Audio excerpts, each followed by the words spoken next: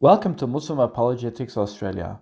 Let's now discuss the hadith found in Sahih Bukhari, where the Prophet Muhammad ﷺ is found in saying that whichever nation chooses their leader to be a woman will never be successful. Let's listen now to Muhammad Hijabi engage this question. Women cannot stand for president, but men can govern for a lifetime. Who said women cannot stand for president in Islam? Who said this? This is a matter of opinion, a fiqhi opinion. You mentioned this already. There's a difference between Khilafa, okay, and Wizara. And it's no consensus in Islam that a woman cannot stand for a president or a leader of a country. There's no consensus to that effect. Women. If Brother Muhammad Hijabi is making a video addressing Sharia law, I think it's insufficient for him to basically say it's a difference of opinion, there is no consensus, and it's not really dealing with the hadith. I have lots of respect for people like Muhammad Hijabi. He's out there, he's working, he's trying to discuss and refute against Islamophobia and criticism of Islam. But if you're going to present something, you need to bring a longer video than 30 minutes, right? Because it is a long subject. It's not something that you could just put to the side and think that this question is going to go away.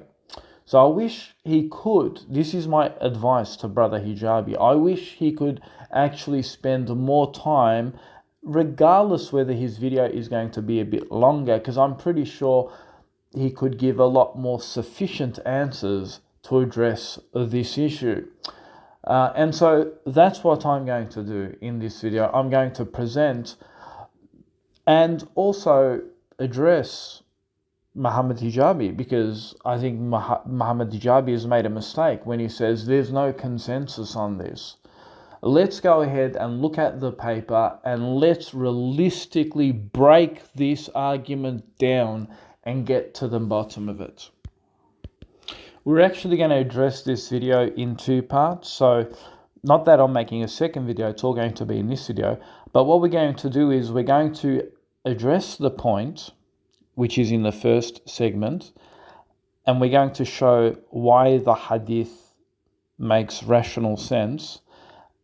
And then in the second part of the video, we're going to show the inconsistencies and the human rights and the equality contradictions found in Westernism, and show that they really have no leg to stand on. What we're also going to show is that there are gender differences in Islam between men and women. We're not ashamed about that.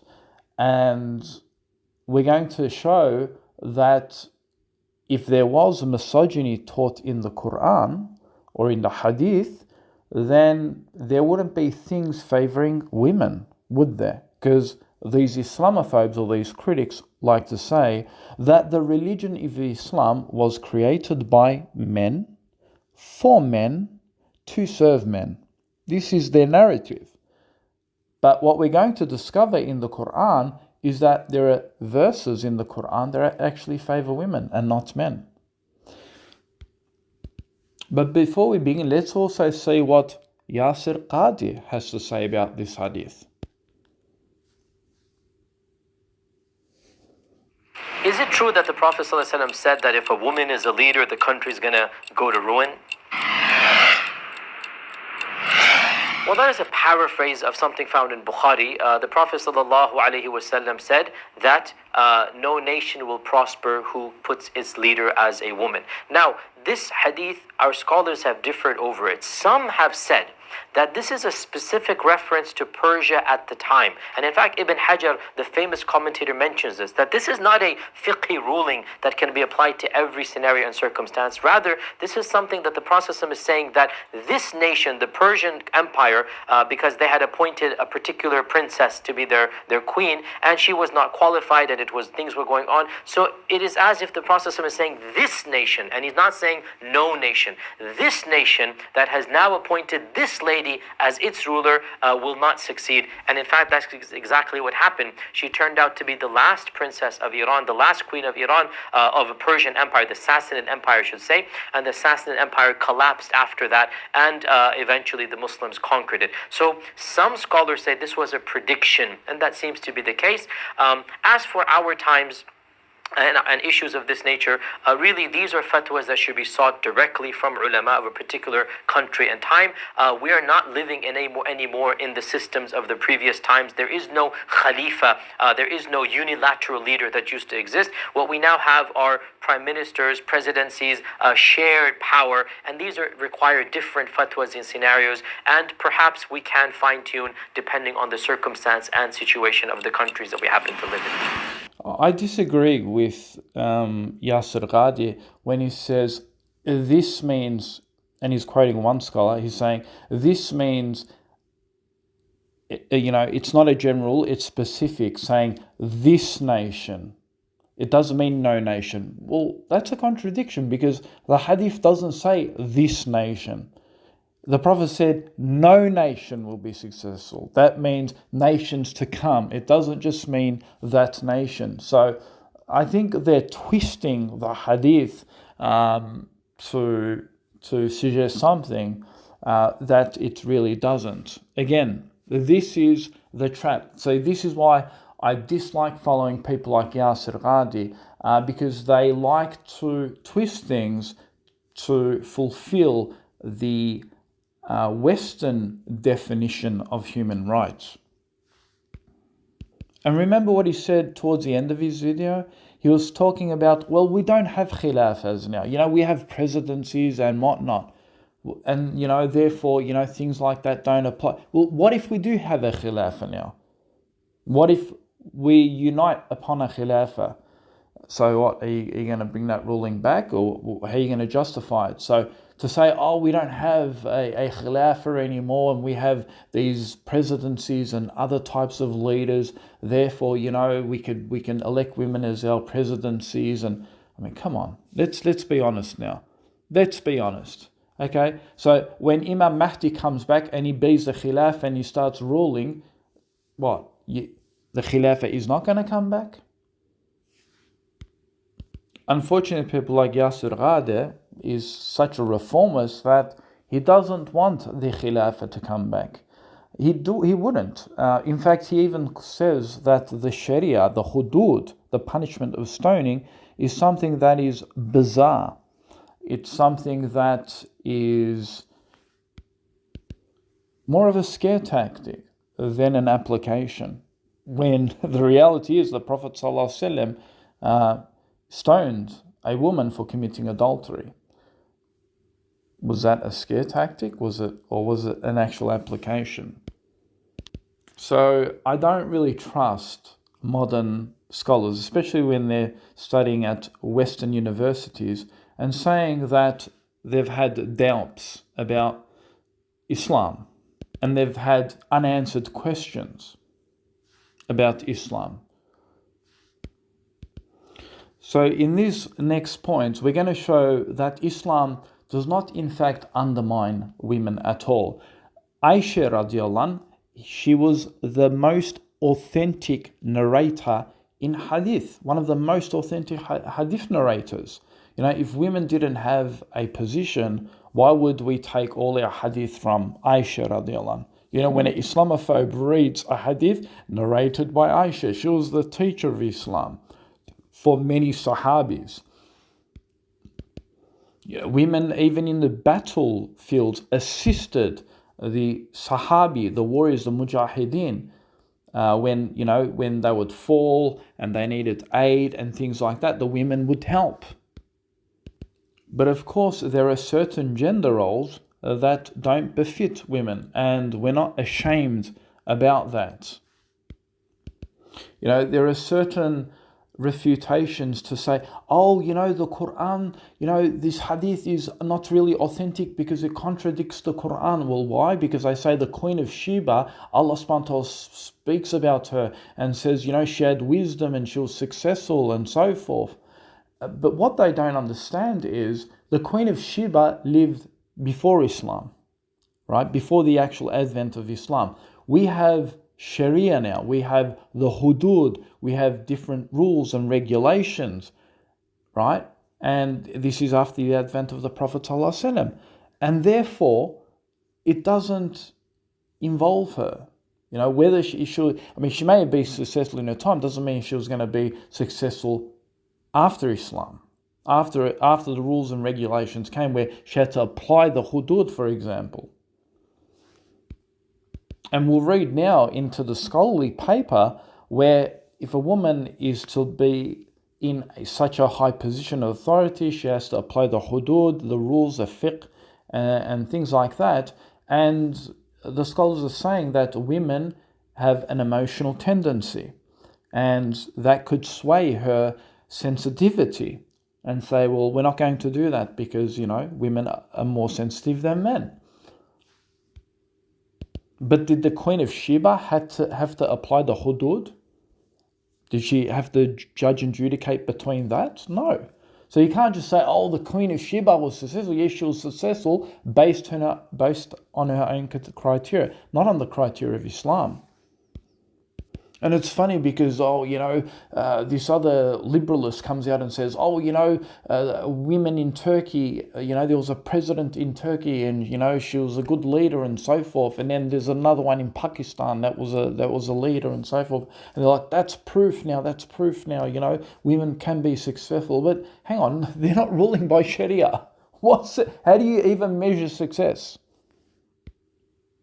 Sharia is what gives success for the people. That defines a successful leader, not, a leading under secularism or liberalism. Before I go into my own personal rebuttal, let's see what Islam Q&A says on this subject. So, reading one article, it says, the hadith mentioned never will succeed such a nation as makers of women as their ruler, Al-Bukhari. It says, I'm quoting what they're writing in response. The positions of leadership that the hadith refer to is those of imam, both of nation and the male mixed congregational prayer, judges and chief commanders of the Muslim army, and those who carry out judicial punishments. However, in regards the position of a judge, there were some scholars who permitted women to be judges. I kind of disagree with that part there, and I'll tell you why in a minute.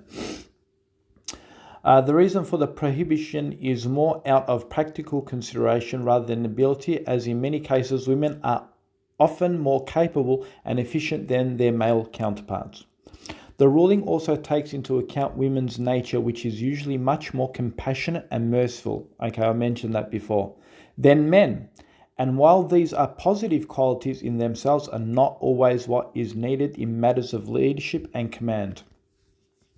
As for other positions of authority, such as scholars and teachers, heads and executives, managers, representatives, and advisors, even at the highest level, there is no Sharia prohibition to this.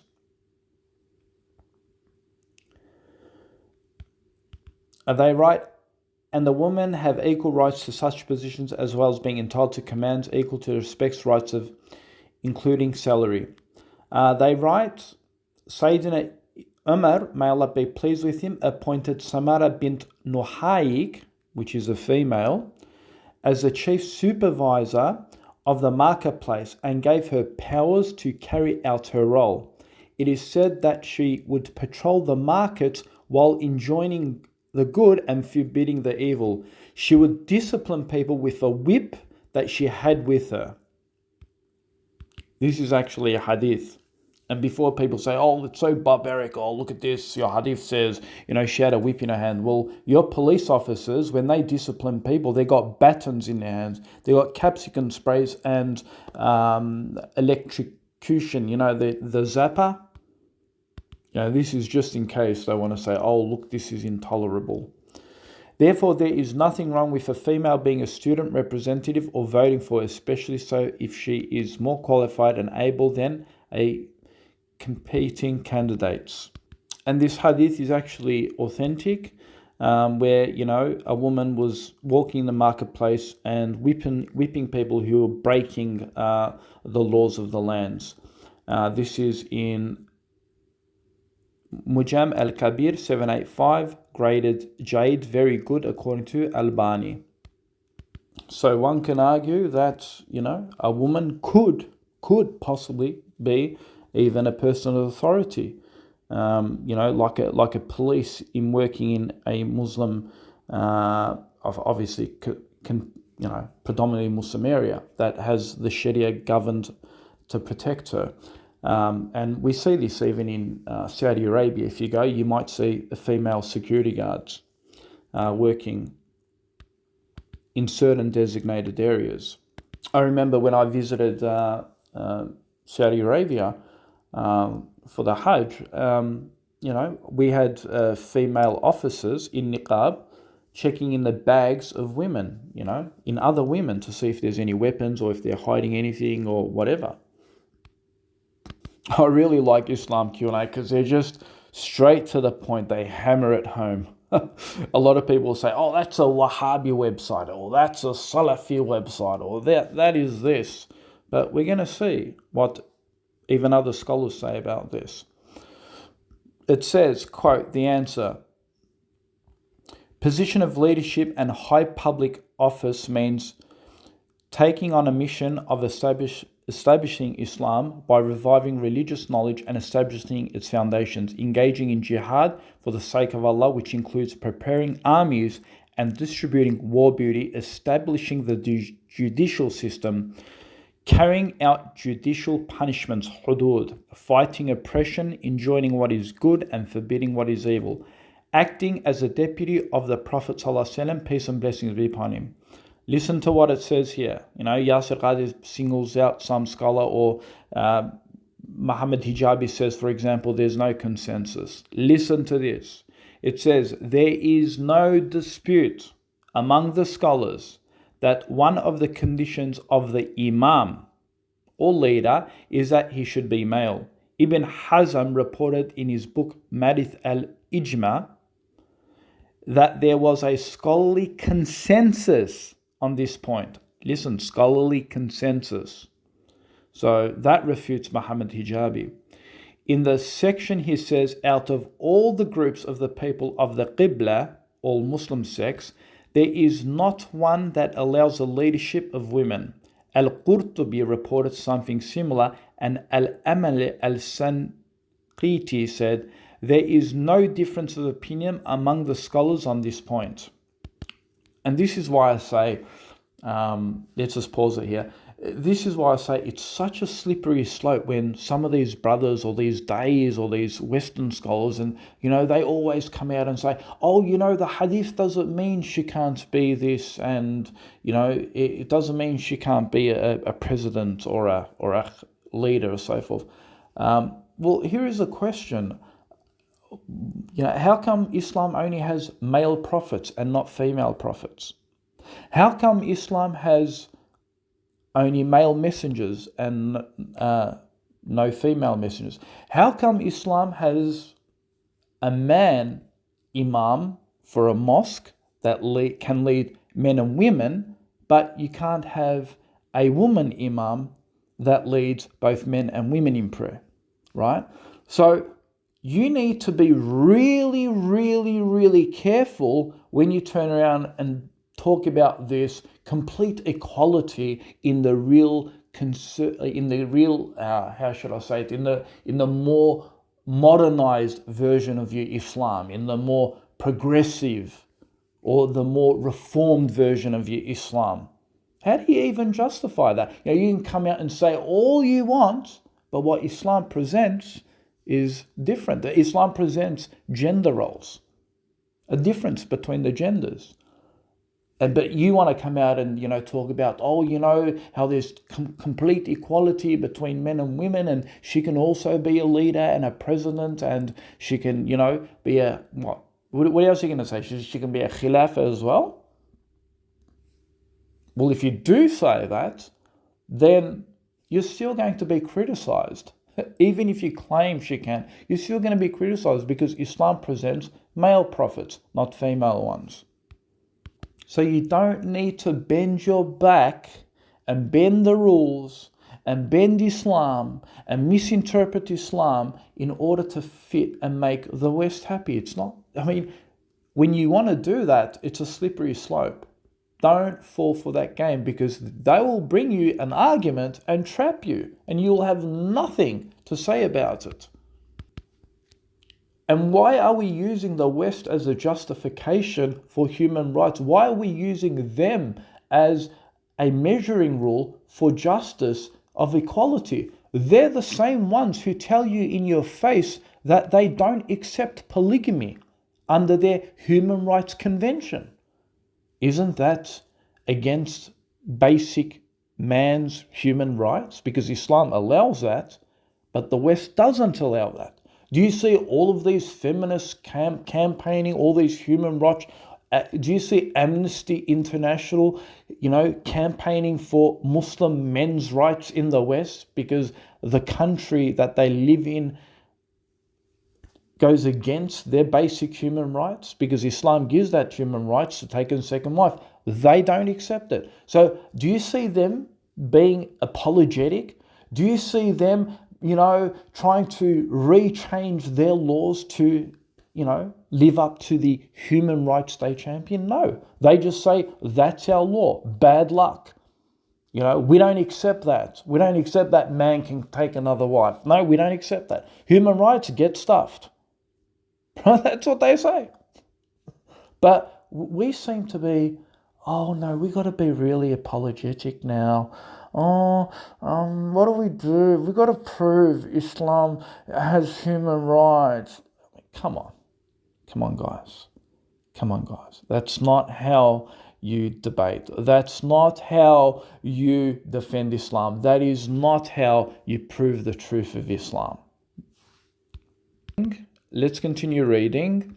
The evidence for this is the general meaning of the ayah, interpretation of the meaning. Men are the protectors and maintainers of women, because Allah has made one of them to excel the other. Surah Nisa 434. Okay, so what are you going to say?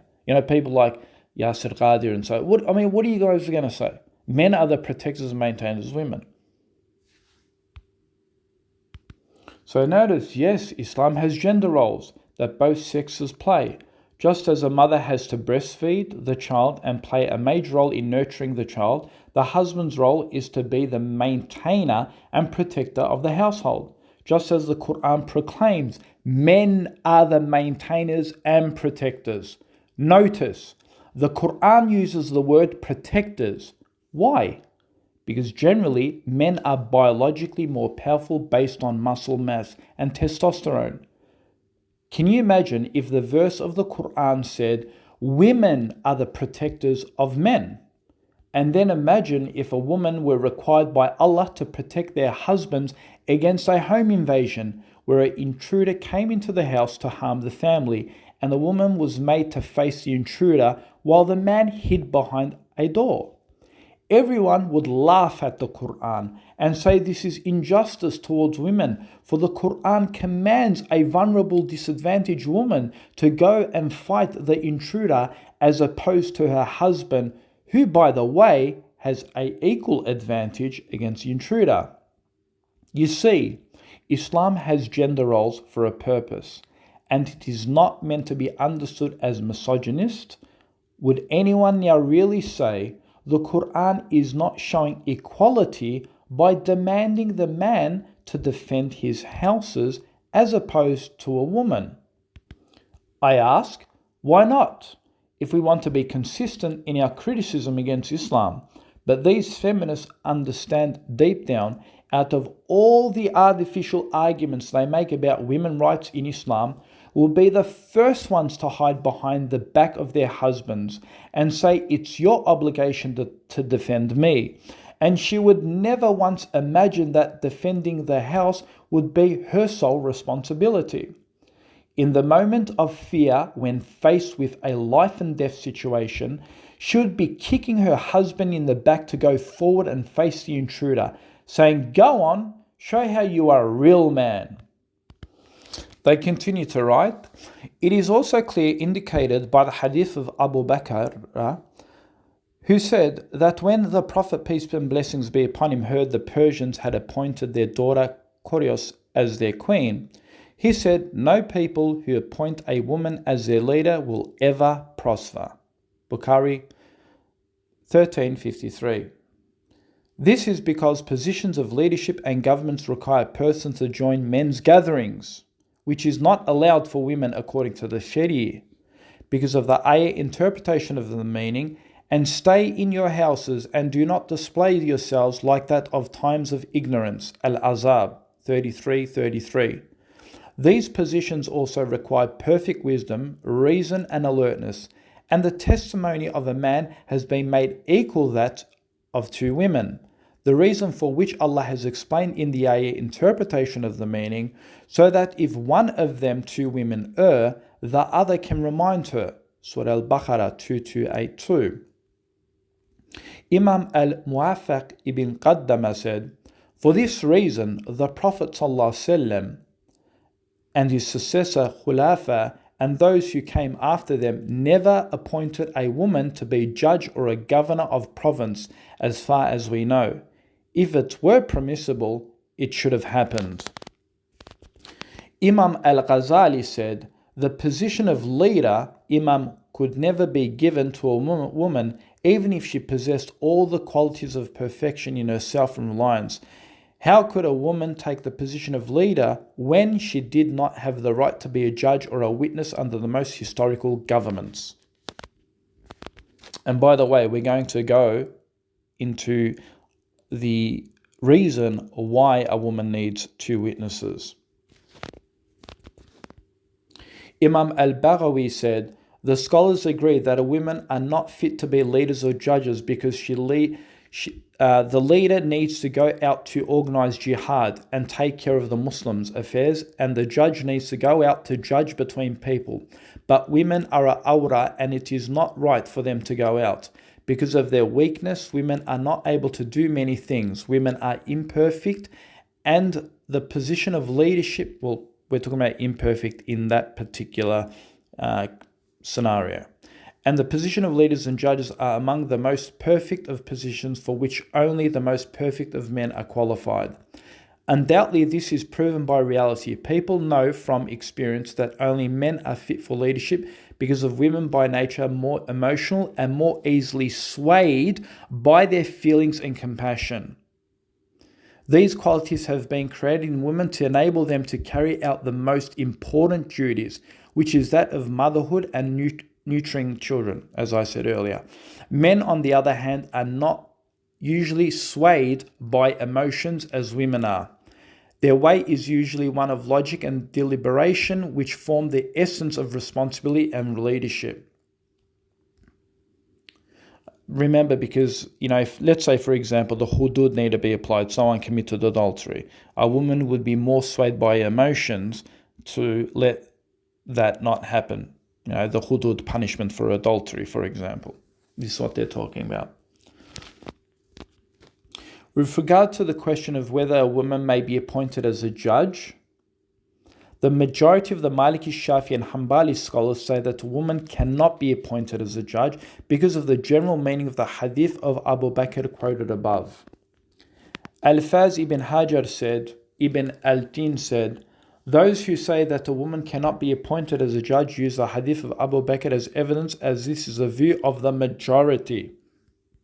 With regard to other administrative positions, there is no Sharia reason why women should not be appointed to run institutions where they will work with other women and not men." So Islam is still allowing women to, run institutions, because in this case there are no Sharia reservations about their work. There is no validity in what most modern writers say about how women have to go out and take part in parliaments and public councils, and that these are part of the rights granted to women by Islam. These writers have not examined the issue from the correct Islamic viewpoint. The truth is clear, but unfortunately they look at it with minds filled with the heretic trends of East and the West. Therefore you see "Therefore you see them weakened and defeated, dazzled by the false civilization of those nations. Then they come up and misinterpret the text and change the words from their right places until they agree with their whims. Remember, Yasir Qadi was changing the words. Oh, it doesn't mean all other nations, it means this specific nation. The hadith doesn't say that. This is another point continuing. Similarly, it is stated in classical resources that one of the conditions of being a head of state is being a man, and the hadith never will succeed such a nation as makes the women their ruler, is used as evidence in order to support that view. It is also stated that the head of the state needs to lead the army when there is war and to recite the Friday sermon and lead the prayer. Notice that the Khilafa, the ruler, the prophet, the one that the prophet was describing here is the one that leads the Friday prayer, the congregation. And of course we know that that doesn't happen. Even in our progressive world, in our Muslim progressive world, apparently. In Yasir Qadi's world, it doesn't happen. Does Yasir Qadi go to a masjid where a woman gives the sermon for the Friday prayers and leads the men? No. But that is the duty of the Khilafa. That's what he does. What matters for duty of presidency is not the gender but the qualifications and abilities. On the other hand, the head of state does not have to lead the army when there is a war, does not have to recite the Friday sermon and lead the prayer. It is possible for the head of state to appoint others to fill those duties. Let me just make a point here. I know the Westerner listening to this is saying, look at this. In Islam, the woman can't lead the men in prayer. They can't do the sermon for...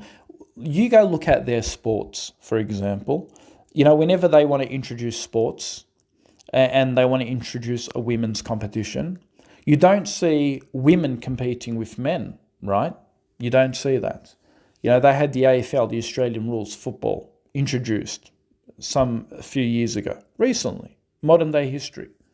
But the competition is separate from men's competition. Women are not competing with men. Men are not competing with women. It's women competing against other women. So they have gender biases then. They have what? Against human rights. But they don't consider that against human rights. They say, oh no, this is fair play. And this is how it should be, when women against women, men against men. But, but if Islam separates men, from women in prayer, that now seems against human rights, even though there are reasons why things like that take place,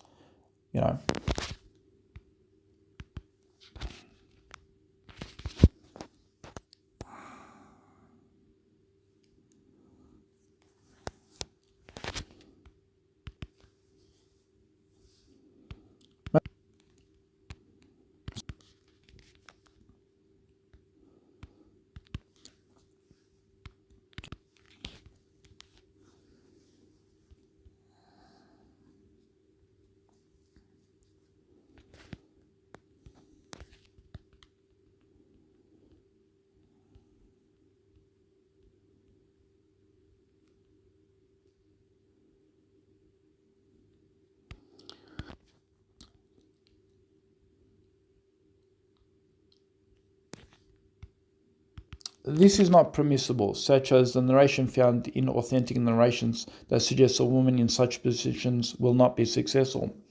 There are reasons why such hadiths are narrated, and we can discuss those things, such as Khilafa, role in Islam, is different in many ways to the role of today's modern day presidency. For example, when wars break out, the Khilafa under Islam is at the forefront fighting the battles, whereas today's presidencies sit back behind the desk not fighting any battles, but rather watching as spectators at most, and very rarely do they even get involved.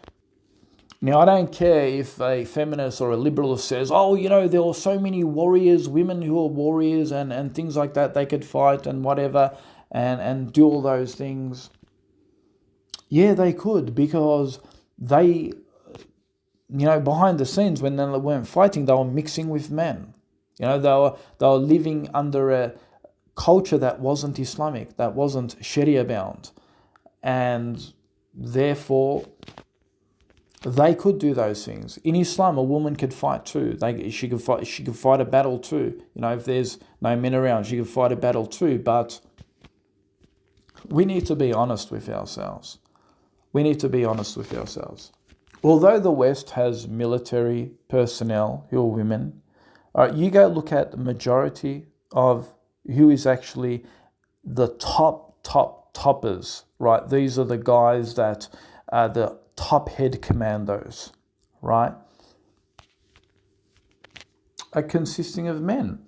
And, the war isn't just about, who can shoot the person or who could swing the sword the best way.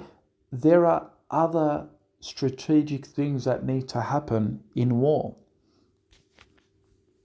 Oh, brother, are you saying that women can't strategically plan for war?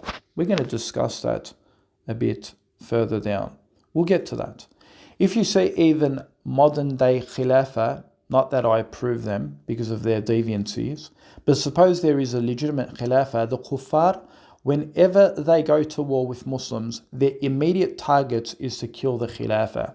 This generally means the Khilafa is put in a position where it is not suited for a Muslim woman. For example, she would need to spend years to decades in isolation or hiding due to the nature of war. Now, a Muslim woman would be away from her family members, including her children, which can put a lot of burden and strain. And we haven't even gone into the issues about maternity, meaning she wouldn't be available due to her medical conditions. Not only that, but she would also be strained trying to deal with the effects of menstrual cycle. See the effects of that, which we're going to go through. So when they want to, mention Joan of Arc and all this, well, they're showing you the typical Western model woman. She's probably, a lesbian. Maybe she's doesn't have a husband. She won't get married again. Maybe she doesn't have kids. She's free to mix with kuffar men. Yeah, of course, in their eyes, that is successful, but you can't apply that same logic to the Muslim woman.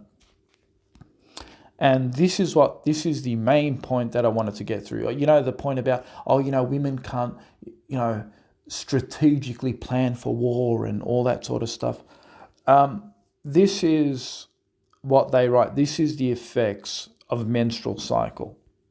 They write, this is from a Western source, Everyday Health. They write, the 29-year-old from Indianapolis says that during some months, she notices her emotions become more unstable in the 5 days or so before she is due to start menstruating.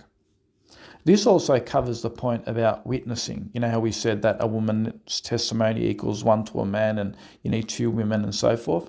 Well, this is the reason. She may be going through menstruation. She might be going through postnatal depression, which makes a woman forget. It says, little things like making decisions about groceries to buy or getting dressed in the morning become monumental, and I agonize over them. Sheet says she also becomes much more sensitive and cries more easily. This is biology that doesn't lie, right? Imagine a woman in her menses and she's going to war and she's out there trying to make political decisions. She's trying to, judge the affairs between those who commit adultery and so forth. And, her mind is flexed by all of these biological problems that are going on. And again, it's not a problem. It's just the way Allah subhanahu wa ta'ala has designed them. And again, I'll put a hyperlink below this video and you can see it for yourself. These events in her biology can have an effect on her decision making, which could be a disadvantage for the role of a Khilafa, placed to guide Muslims in a catastrophic events. Again, this doesn't mean that women, like I said earlier, cannot play a major role in political advisorship. In fact, we know women can excel men in many fields, so the claim this is about misogyny or that Islam does not see women as equal is just a cheap slur, but if they took the opportunity to look deep, they would see that this isn't about misogyny and there are reasons to why things are the way they are. In fact, Western systems, don't ever be fooled At best, they usually put women into men's roles just to make up the numbers in order to display the notion of equality. And it's not really about the best person for the job. Just to give you an example, women football leagues such as the AFL, Aussie Rules as they call it in Australia, just recently they introduced the Women's League, and I mentioned this before, where even though they introduced it, it was a separate competition. And when they've made it a separate competition, she's not earning the same money, she's not playing in front of the same crowds, she's not winning the same medals, Brownlow. After all, they believe in equality, right? Well, the answer is no, because they understand that it would be burden women to compete along with men, who are biologically advantaged when it comes to things like testosterone and muscle and speed. I mean, have you ever seen a woman get called up to fight Iron Mike Tyson in a boxing promotion? No, it's always a man competitor. Why is that? Should we now label the West as being misogynistic? Or perhaps we should reason why it's best person for the job and not about misogyny or because it's about a certain gender. So the next time you see a female being elected for presidency like in America, they elect women based on their gender.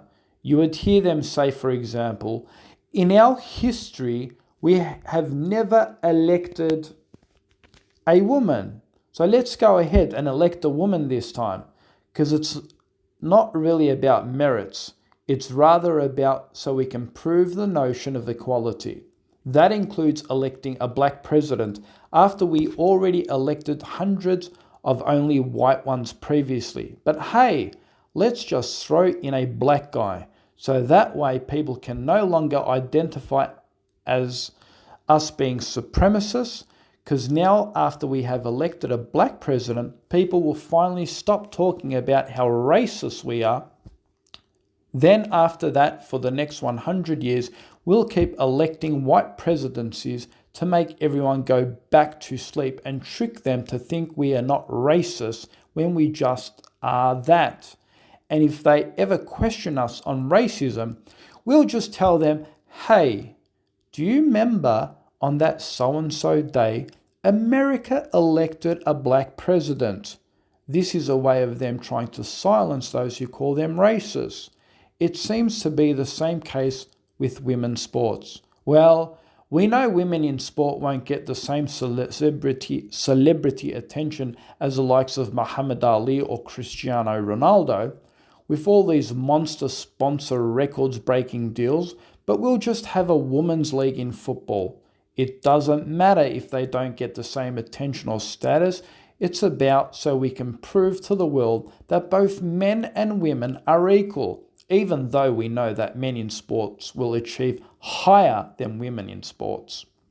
So now, going back on Islam, there are areas in Islam where women can do things men cannot. For example, I just roll my eyes when I hear from critics of Islam when they accuse Islam of being a man's religion, made for men, and how Islam oppresses women and does not give them equal status to men.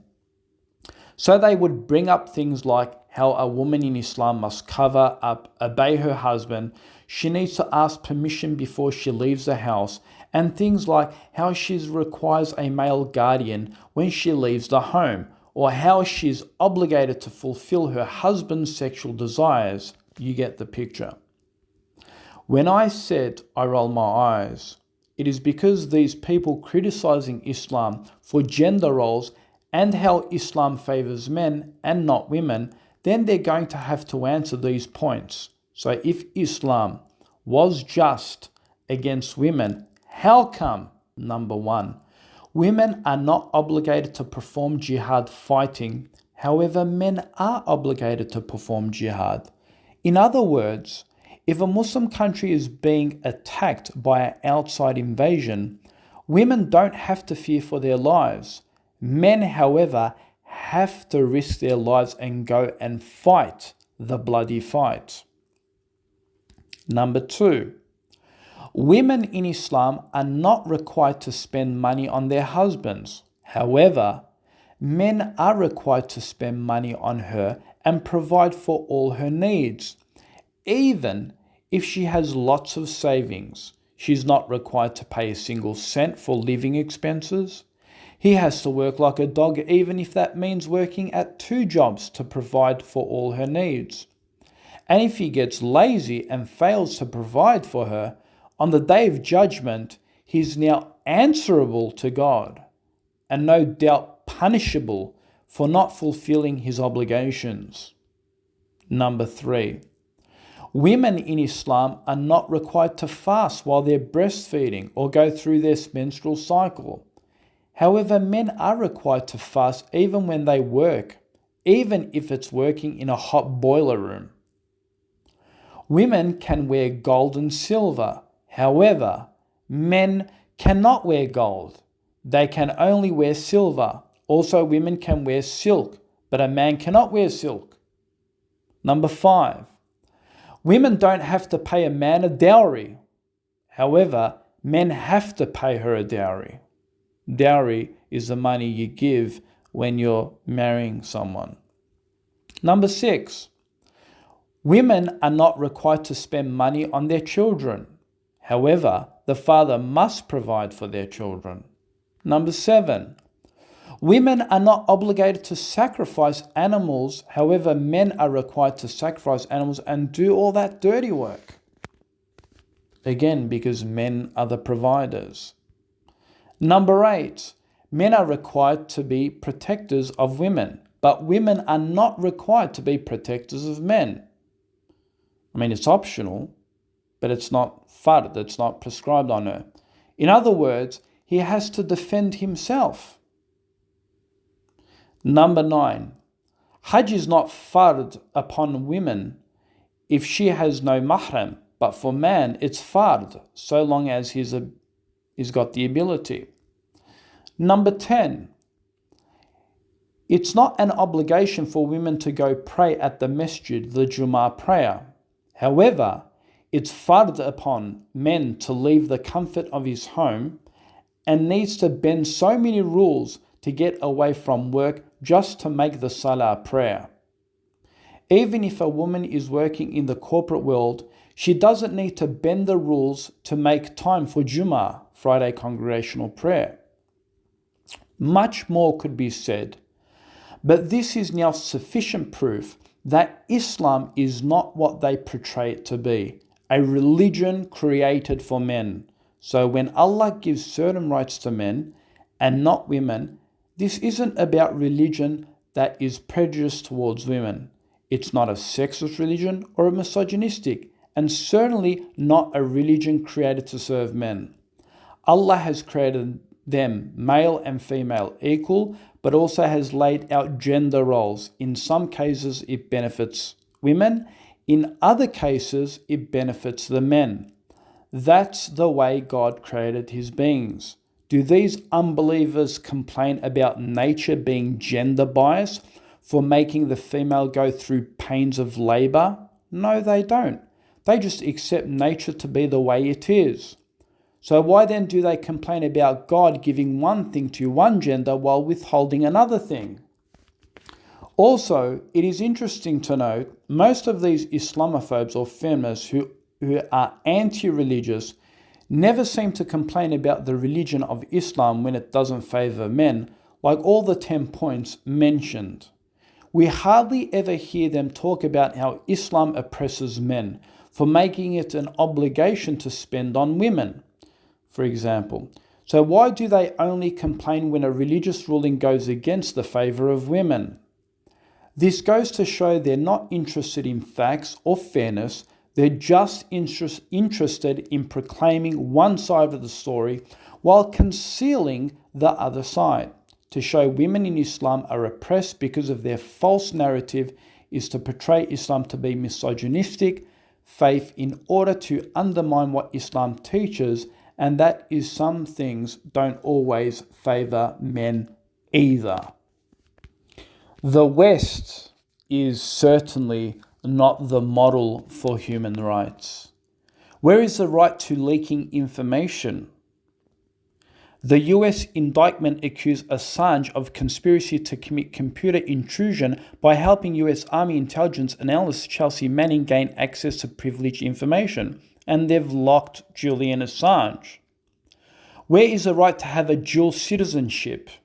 Under Section 411 Australian law, if any member of Parliament holds dual citizenship, will be incapable of being chosen or sitting as a senator or a member of a House of Representatives. So in their laws, in their systems, that's against human rights. They can't have dual citizenships. This is according to the West. This is what? So isn't this against human rights? Where's the right to wear what you want? In France, in the French ban of the face covering, they're banning women's face covering. Is this not misogynistic? That you don't have bans against men for wearing a motorbike helmet, but when it comes to women's head covering, face covering, you want to ban that. Where is the right to burn a flag? Greece, Germany, France, and Spain do not allow the flag or anthem to be desecrated. Again, I'll put hyperlinks below this video and you can see it for yourself. Where is the right to hate speech? Facebook has long banned hate speech, defined it as violent or dehumanizing speech based on race, gender, sexuality, and other protected characteristics. Where is the human rights to be a hate preacher? Where's the right to polygamy, which is banned, for example, in Australia and in most Western nations? Where is the right for religion in politics? Now, they want to talk about human rights, but, if a Christian conservative wanted to implement his religion and wanted to, campaign for a religious law within a Western constitution, they don't accept it. They say separation between church and state, meaning that the church has got no authority, cannot introduce any biblical legislation into the constitution. So where is the human rights for these Christians?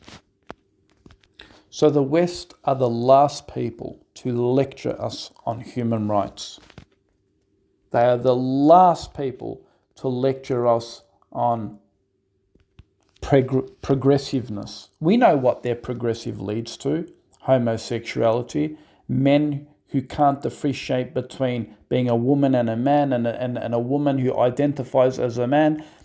Is this the progression that they solely boast about, that they're heading towards? We are not swayed by their false narrative of human rights. Their human rights are kafir rights. Their human rights are giving rights to LGBT, are giving rights to homosexuals, that legitimizing homosexuality. That's human rights, is it? Human rights for them is fornicating. It's a human right to fornicate. It's a human right for them to legalize the brothels and strip clubs and whorehouses, everything that Allah forbids. But you want to try and please them. You want to try and please Amnesty International and all of these human rights activists that go against Allah. You want to fit your Islam to their narrative. It will never be accepted. No matter how much you bend your back to their narrative of human rights, it will still not be accepted from them. So you're trying to bend the rules in Islam to please this, Amnesty International, these human rights networks, when they're at war with Islam and God and the Prophet ﷺ and against Sharia law. The only people who are with Amnesty and all of those human rights networks are those who are liberal and who are secular in their methodology, who hate Sharia law, who are against Khilafa. They would fight Imam Mahdi when he comes here. They'll fight to try and kill him and execute him, right? These are the same people who oppose Fatih Sultan Mehmet, who conquered Constantinople. They are. They're the same people who are against him. They're like, how dare he take the land of the Christians by force? How dare he spread Islam there by force? How dare he conquer those lands by force? How dare he turn that church into a masjid after conquering their holy land. How dare he do that? And yet, despite all of that, they're completely silent when America sends forces into Afghanistan and tries to politicize that country and secularize that country, sending their NGOs, introducing LGBTI into the curriculum, introducing all of the facade of all Western ideals into that country. None of those secular liberalist Muslims among the progressive Muslims ever stood up and said, they're trying to Americanize or Westernize Afghanistan into a different culture. Never once did they say that. But Sharia law, invading another country, spreading Islam by force to those nations, to those people, that's now unethical. That just doesn't make sense. That is barbaric. Right. These are the hypocritical Muslims. These are the ones that we are dealing with, right?